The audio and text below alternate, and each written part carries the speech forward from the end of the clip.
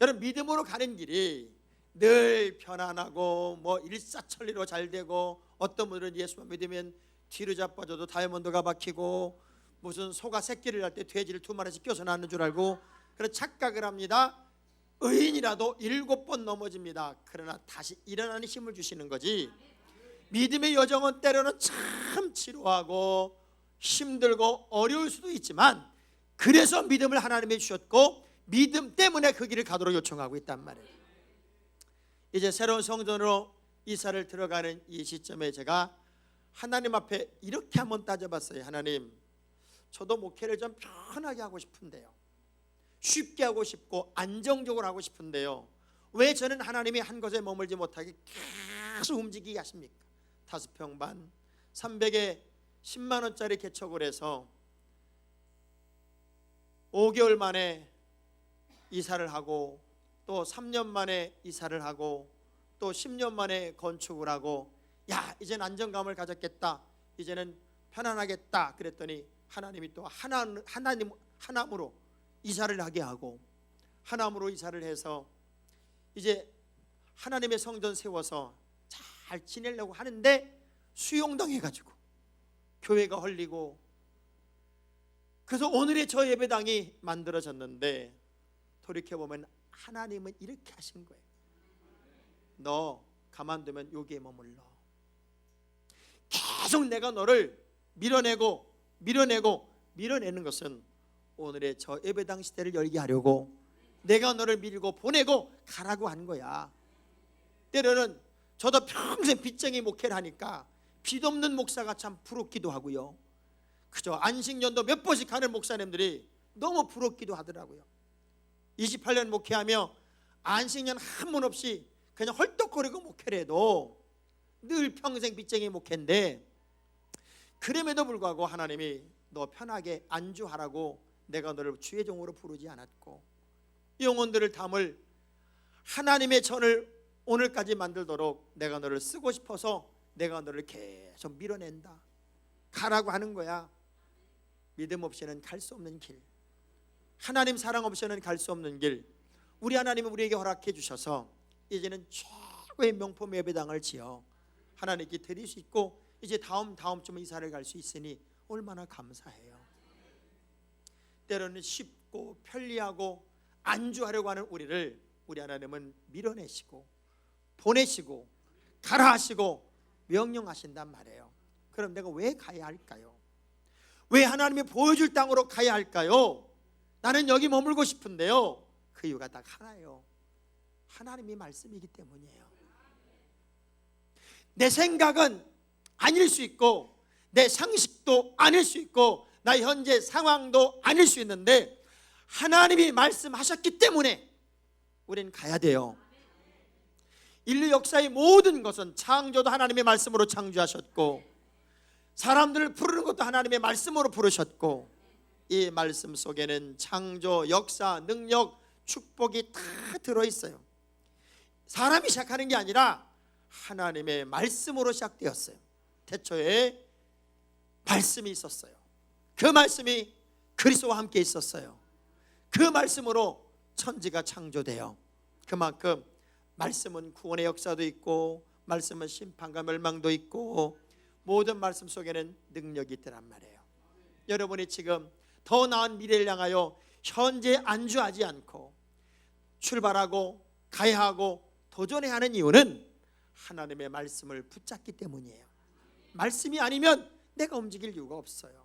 로마서 10장 17절에 말씀을 보면 시작. 그러므로 믿음은 들음에서 나며 들음은 그리스도의 말씀으로 말미암느니라. 자, 봐요. 믿음은 들음에서 나고, 더 놀라운 건 들음은 그리스도의 말씀으로 말미암는데, 그리스도의 말씀을 내가 들으면 믿음이 생기고, 이 믿음은 말씀을 따라 움직이는 것이기 때문에 하나님의 말씀이기에 나는 아멘하고, 하나님의 말씀이기 때문에 나는 순종할 수밖에 없어요. 우리 예수님이 제자들을 불러요. 그것도 어부들을 불러요. 얼마나 거칠고 때로 얼마나 강하고 자기 주장이 강하고 그리고 자기 말이 강한 사람들이 어부겠습니까? 그런데 참 놀라운 것은 마태복음 4장 19절에 우리 예수님이 어부들을 이렇게 불러요. 시작. 말씀하시되 나를 따라오라. 내가 너희를 사람을 낚는 어부가 되게 하리라 하시니라. 자, 이 말씀 하나에 당신이 누군데 나우러 따라오라고 그래? 당신이 뭔데 우리를 오라가라고 그래? 당신이 뭔데 우리한테 이래라 저래 그래? 대부분의 우리의 상식은 그럴 거예요. 근데 참 놀라운 일은요, 마태복음 4장 20절입니다. 그들은 이유 여호와를 불문하고 나를 따라오라 하니, 이 말씀에 어떻게 반응했나 보세요. 시작. 아주 중요한 단어가 곧이라는 단어, 즉시. 도대체 무슨 능력이 이들을 이렇게 움직이겠어요? 주님의 말씀이었어요. 여러분은 상식을 따라 예수를 믿는 사람들이 아니에요. 감정과 기분을 따라 예수를 믿는 사람들도 아니에요. 여러분이 지금 교회를 다니고 있는 모든 환경은 내 감정, 기분, 상황, 어떤 느낌이 아니라 말씀이 삶의 지표예요. 자, 아브라함은 어떻게 반응했나 보세요.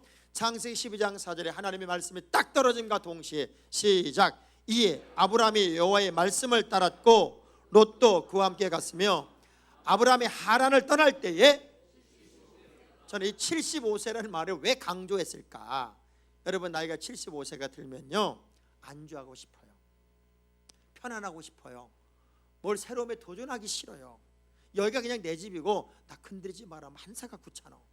이제 나는 여기 이대로 살래. 요 나이가 75세. 어제 우리 교회 건축 현장에서 이 페인트를 하는 권사님 한 분 계신데, 그분이 너무 열심히 일을 하시길래 제가 어제는 물었어요. 권사님은 연세가 얼마나 되셨어요? 라고 물었어요. 저 올라타가지고 페인트를 다 칠하는 일을 하는 거예요. 알고 보니까 사장님과 30년 일을 같이 했대요. 그래서 권사님은 연세가 얼마나 되셨어요? 그랬더니 65세야. 65세가 저 높은 데 다 올라가서 그 일을 하면서, 왜 당신은 마스크를 안 하고 하냐? 이 엄청난 미세먼지를 먹어가면서 왜 마스크를 안 쓰고 일을 하냐? 그랬더니 그분 얘기 기가 막혀요. 목사님, 죽으면 천국 가는데 죽으면 천국 가는데 신경 쓰고 그렇게 벌벌 떨며 일을 해요. 제가 30년 일해서도 하나님이 지켜줘서 난 꿈쩍도 없습니다. 근데 그 페인트 갈아내 그러는 게 얼마나 나쁜 거예요. 저는 걱정이 돼서, 권사님 그래도 해요, 마스크 해요. 아니요, 저는 주님 나라 빨리 가고 싶어요. 그러니까 일이요 너무 즐거운 거야. 이분은 그 어렵고 험악한 일을 65세 젊은이들도 하기 싫은 일을 그렇게 기쁨으로 감당하니까 이분은 매일 얼굴에 근심이 없어. 옆 사람 얼굴 좀 한번 봐봐요. 근심 있는 얼굴인지.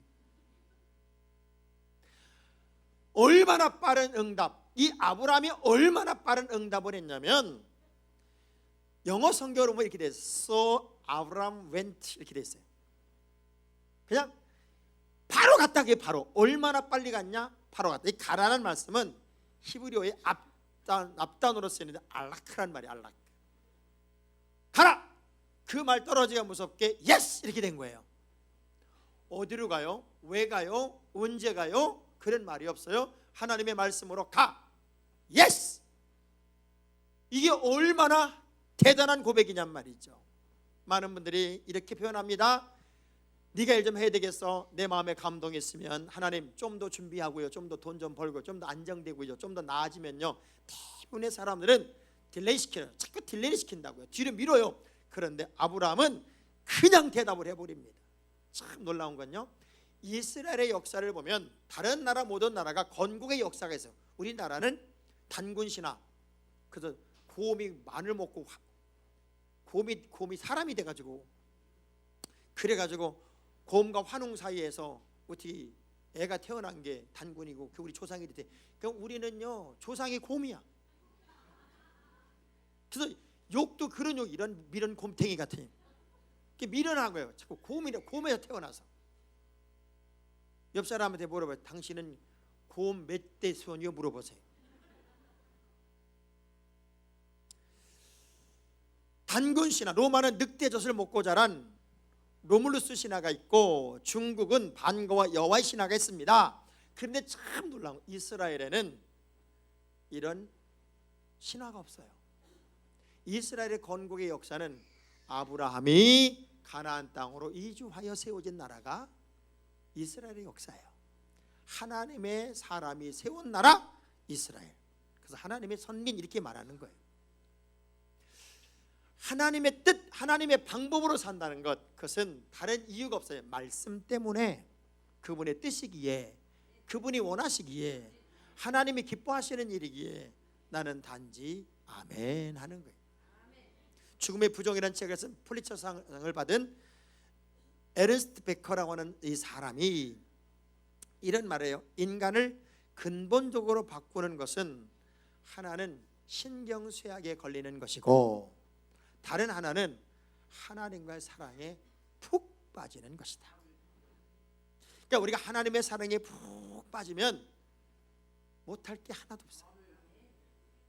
자녀를 사랑하고 내가 정말 사랑하는 연인이 생기면 못할 게 하나 없는 것처럼, 하나님과 사랑에 푹 빠지면 못할 것도 없고 감당 못할 것도 없고 어려운 것도 없는 거예요. 그래서 말씀이기 때문에 우리는 움직여요. 자, 그럼 움직일 때 어떻게 움직이라는 거예요? 너 가라라고 말하면서 내 본토, 친척, 아비 집을 떠나라 이렇게 말해요. 여러분이 하나님의 거룩한 사람으로 새로움에 도전하고 그리고 새로운 땅으로 가야 된다면 떠나라는 말 앞에 붙은 이 수식어를 기억하셔야 돼요. 고향, 친척, 아버지, 집, 이걸 아주 구체적으로 표현하면 히브리어 원문으로 기억하면 이런 거예요. 내가 머문 땅에서부터, 내 친족으로부터, 내 아버지 집으로부터 떠나라.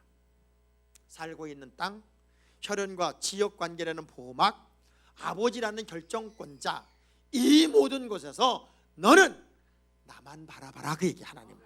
하나님만 바라봐라. 이 진짜 믿음은 누구를 의지하고 의존적인 관계에서 하나님만 바라볼 수 있는 사람이 결정할 수 있는 최고의 선택이에요.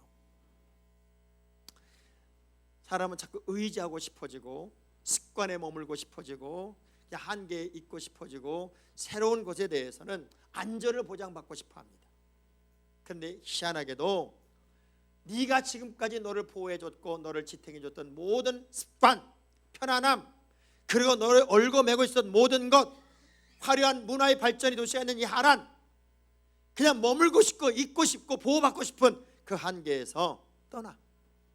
그리고 다른 것 바라보지 말고 나만 바라봐. 그러면 떠날 수 있어. 지금보다 한 단계 더 높은 믿음의 사람으로 여러분이 올라서기를 원한다면 여러분의 발목을 잡고 있는 모든 한계로부터 이제는 떠나시기 바랍니다. 습관, 그리고 편리함, 편안함, 간섭받기 싫은 거. 우리 하나님이 여러분을 부르셨을 때 그냥 안주하고 편안하고 쉽게 살라고 여러분을 부르진 않았어요. 글로벌의 어머니인 그레스 머레이라고 하는 머레이 호퍼라는 사람이 이런 얘기를 하더라고요. 항구에 정박한 배는 안전합니다. 하지만 그러라고 배를 만들지는 않았습니다. 어떨 때 여러분들이 이런 생각을 할 거예요. 아유, 나 그냥 조용히 교회나 다닐래. 나 간섭받기도 싫고 누구나 나 알아주는 것도 싫고 누구 나에게 이런저런 하는 소리도 싫고 내가 누구 간섭하기도 싫고 간섭받기도 싫고 나는 그냥 조용히 교회나 다닐래. 그러라고 여러분을 하나님의 자녀로 부르지 않았단 말이에요. 우리를 통해 하나님은 영광을 받으시길 원하고 우리가 땅끝까지로 복음의 증인되기를 원하고 있으며 안주하고 편안한 크리스찬이 아니라 하나님의 거룩한 사람으로 역동적인 그리스도인이 되도록 하나님은 여러분을 부르셨단 말이에요. 그 주인공이 여러분이 되셔야 돼요. 아멘. 그래서 역대하 7장 14절의 말씀을 한번 읽어볼게요. 시작. 내 이름으로 일컫는 내 백성이 그들의 악한 길에서 떠나 스스로 낮추고 기도하여 내 얼굴을 찾으면 내가 하늘에서 듣고 그들의 죄를 사하고 그들의 땅을 악한 길에서 떠나서 나만 바라보면 나만 따라가면 다 고치고 바꿔서 내가 너를 큰 것으로 만들겠다는 거예요. 우리의 삶은 안주하고 싶은 상황, 환경, 그리고 늘 살아왔던 습관, 이런 것을 한번 좀 팍 벗어나야 내일이 있습니다. 저는 늘 자주 그런 얘기를 해요. 여러분의 거룩한 눈물을, 거룩한 새 눈물을 과거의 상처, 과거의 아픔, 과거의 실패 때문에 우리의 새 눈물을 낭비하지 말자. 과거는 빨리 지우고 날마다 새로워지는 새로움에 도전하자. 그래야 우리가 희망이 있고, 그래야 우리가 내일이 있지. 이 부정적인 사람은요, 항상 사람에게 모든 관심을 모아요. 사람에게 꽂혀 있어요. 저 사람 뵈기 싫고, 저 사람 꼴 보기 싫고, 저 사람 만나기 싫고, 다 사람에게 꽂혀 있어요. 그런데 진짜 믿음의 사람은 하나님을 향하여 있어요. 그래서 하나님의 뜻이 무엇일까? 주님이 기뻐하는 게 뭘까? 주님께 영광 돌리는 일이 뭘까? 여기 항상 꽂혀 있단 말이에요. 여러분, 제가 자주 하는 얘기예요. 사람은 결코 믿음의 대상이 될 수 없어요. 사람은 단지 부족하지만 사랑해야 되고 덮어줘야 돼요. 끊임없이 실수하고 끊임없이 넘어져요. 오래 예수 믿었어도 어린아이 같은 믿음의 사람이 있고, 짧게 예수를 믿었어도 장성한 분량의 믿음의 사람이 있어요. 그래서 장로님이라도 아기처럼 사는 사람이 있고, 오늘 처음 예수 믿은 사람이라도 장로님처럼 예수 믿는 사람이 있단 말이에요. 그러니까 직분으로 사람을 평가하지 말고 그 사람의 믿음의 내용으로 사람을 평가하자. 제가 늘 그랬잖아요. 스펙으로 사람을 평가하지 말고 삶의 내용으로 사람을 평가하자. 그러면 아직도 어린아이구나, 아직 이제는 장성한 분량이 되었구나, 저 사람은 불쌍히 여기할 사람, 저 사람은 긍휼히 여기할 사람, 저 사람은 기대가 되는 사람, 저 사람은 박수를 쳐야 될 사람, 다 알게 돼요. 그래서 우리는 하나님만 바라봐야 돼요. 자, 우리 과거의 것들을 빨리 지웁시다. 오른손 들어서, 긴 거는 제가 할 테니까 여러분은 싹 하고 잘리기만 하세요. 과거의 상처는 예수의 이름으로 싹, 과거의 아픔도 예수의 이름으로 싹, 과거의 슬픔도 예수의 이름으로 싹, 지워야 할 것, 버려야 할 것, 잊어야 할 것, 오늘 이 시간에 싹 예수의 이름으로 싹 잘라야 돼요. 새성전 갈 때 그거 가져가면 안 돼요. 여기다 다 놓고 가세요. 여기다 다 놓고 가지. 어떤 사람은 또 뒤에다 짊어 미고 가. 질지 또 끌고 가는 사람이 있어. 그러면서 뭐래 하죠? 난 그냥 완전 따라왔다고. 이게 가라 이렇게 말씀해요. 가라. 이 말은 뭐예요? 행동해라. 지금이 그때예요. 우리 이제 새성전으로 들어가야 할 때고, 보여줄 땅으로 가라. 이 말은 불확실하지만 나만 믿고 가라. 그러나 언제? 지금 행동해라. 여러분, 참 어려운 게 언제 시작할 거냐 하는 거예요. 언제 시작할 거냐. 내가 행동을 하긴 하는데 언제 할 거냐. 하나님 정확하게 어디로 갈지 알려주신다면 계획을 세우고 준비하고 갈 겁니다. 하나님께서 정확하게 알려주신다면 보여줄 땅이 아니라 보여준 땅으로 지정해 주세요. 어디라고 알려만 주세요. 그러면 제가 연구도 해보고 고민도 해보고 한번 가볼게요. 이렇게 말할 수 있을 거예요. 저도 우리 교인들에게, 집사님 우리 신방 갑시다. 그러면 몇 시까지 가요 목사님? 이런 사람은 내가 데리고 가요. 그런데 언제 가요? 어디로 가요? 뭐 때문에 가요? 왜 가는데요? 자꾸 꼬치꼬치 물으면 그냥 집에서 쉬세요. 그래. 하나님의 말씀을 따라서 지금이 내가 액션을 취할 때다. 지금은 네가 도전할 때다. 지금은 네가 걸음을 뗄 때다. 지금이 네가 시작할 때다라고 말씀했어요.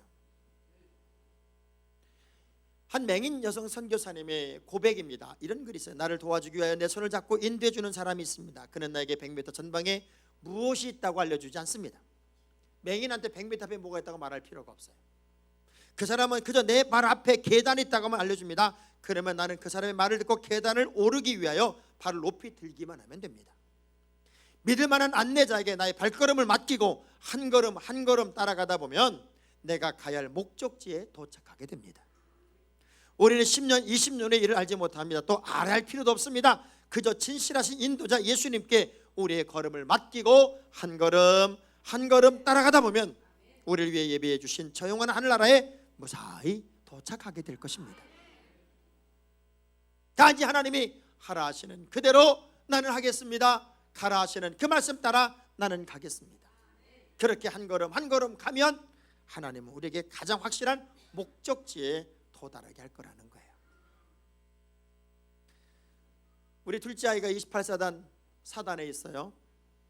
군정병으로 갔어요. 그러니 저를 아는 그 사단의 높은 분들, 부인들이 전화를 저랑 연결을 시켜줬어요. 그래서 전화를 통화를 한번 했어요. 이 아들이 난리가 났어요. 아빠가 힘있다고 이 업무 시간에 나에게 전화를 통화할 수 있는 기회를 주는 건 이건 불공평한 겁니다. 다시는 나한테 전화하지 마십시오. 나는 지금 이등병 쫄병으로서 군대 적응하기 위해 모든 노력을 기울이고 있고 눈코 뜰 데 없이 배우느라고 바쁜데 아빠가 힘있다고 이렇게 업무 시간에 일반 전화로 전화할 수 있는 기회를 만들어 준다는 것은 이건 옳지 않습니다. 욕만 바가지로 먹었습니다.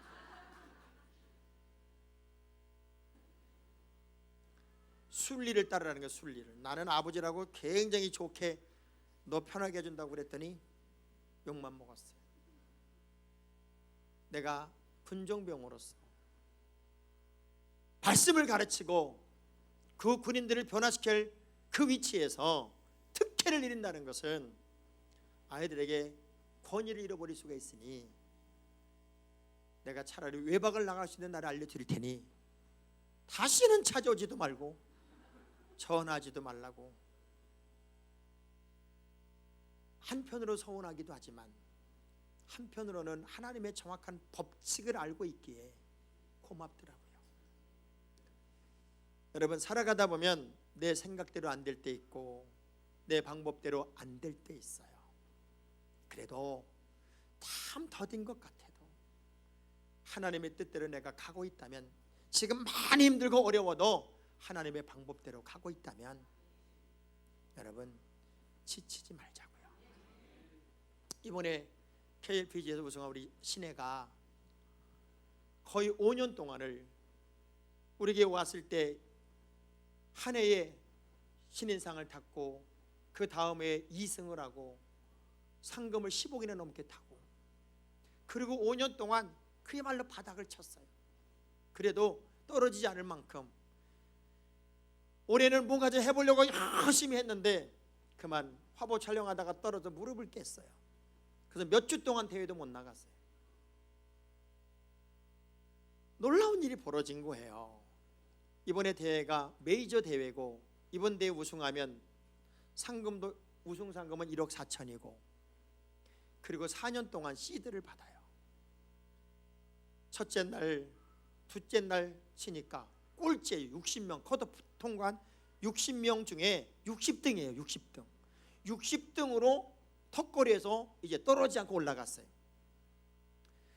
골프를 조금 아는 분들은 꼴등에서 1등 한다는 게 불가능하다는 걸 압니다. 왜? 차이가 거의 10타 정도 차이가 나니까요. 근데 둘째 날 3개 정도 줄였어요. 그래서 한 30등 정도 했어요. 마지막 날 아무도 언더파를 못 치는데 혼자 기적의 스코어를 쳤어요. 마이너스 5를 쳤어요.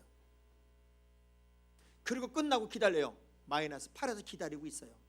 이 아이보다 훨씬 잘 치는 아이들, 마이너스 11도 있었고 10도 있었고, 이 아이들이 뒤따라오는 거예요. 성적이 30점 정도니까 일찍 끝났고 뒤에 잘 치는 사람이 뒤에 치거든요. 치고 쭉 따라오는데 점점 떨어지더니, 계속 떨어지더니 마지막 18홀에 가서 4명이 마이너스 8 동타가 됐어요. 그래서 연장전을 했어요. 기다리고 있다가 연장전을 한 거예요. 안신혜 선수는 비거리가 120등이 넘어요. 그렇게 짧아요. 그런데 제일 잘 치는 선수들하고 4명이 연장전을 해요. 그러면 연장전에 이길 수 있다는 것도 불가능해요. 첫 번에 쳤는데 첫 번 연장전에서는 제일 못 쳤는데도 극적으로 파를 하는 바람에 4명이 전부 다 파를 하는 바람에 재연장. 두 명이 떨어졌어요. 둘이 붙었어요. 이야, 너무 신기한 건 치면 홀컵에 갖다 붙이고, 치면 홀컵에 갖다 붙이고, 치면 홀컵에 갖다 붙이고, 세 번을 그대로 해서 세 번 연속 버디를 해서 극적으로 우승을 했어요. 자, 꼴찌가 1등을 했어요. 그 시간 엄마는 뭐하고 있었냐면, 워낙 얘가 안 되니까, 그리고 2라운드에 꼴찌 했으니까 엄마 아빠는 아예 가지도 않았어요. 그리고 1등 한다는 건 상상도 못한 거예요. 전도하고 있다가 제가 전화해 줬어요. 집사님 봤어? 그랬더니 뭘 봤냐, 1등 했잖아 그랬더니 그제서야 말을 못하고 엉엉 울더라고요. 봐요, 불가능이 가능이 얼마든지 되는 게 하나님의 역사예요. 그 아이가 믿음이 없는 것 같았는데 우승소감이 하나님 아버지 감사합니다 했어요. 비난도 많이 받았고 이런저런 소리도 많이 들었지만 기독교의 역사가 역전의 역사고, 안 되는 걸 되게 하고 없는 걸 있게 해요. 힘들고 어려워도 이 집사님은 늘 그렇게 저를 챙기고 저를 위해 기도하고 한 번도 변함없이 어려울 때일수록 더 주님에 매달려고 그렇게 많이 울더라고요. 정직하신 하나님, 저는 또 한 번 그걸 느껴요. 하나님은 정직하신 분이에요. 여러분의 일거일소일투족을 다 알아요. 여러분이 무슨 말하고 다니는지, 어떤 행동을 다 하고 다니는지, 어떤 상황에 어떤 일들 하고 다니는지 다 하나님은 아시기에 그냥 우연이 아닌 복줄 자를 찾아 복주더란 말이에요. 다시 하나님이 원하는 위치까지 갑시다. 하나님이 바라는 위치까지 가자고요. 하나님이 기뻐하는 거기까지 가라 하시니 가보자고요.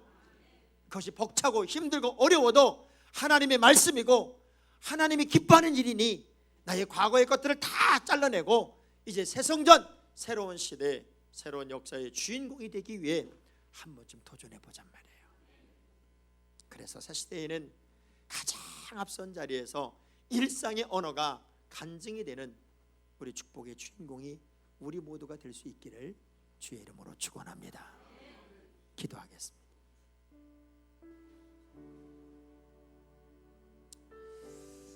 사랑하는 성도 여러분, 하나님이 가라 하실 때 내가 준비돼서가 아니에요. 갖춰져서가 아니라고요.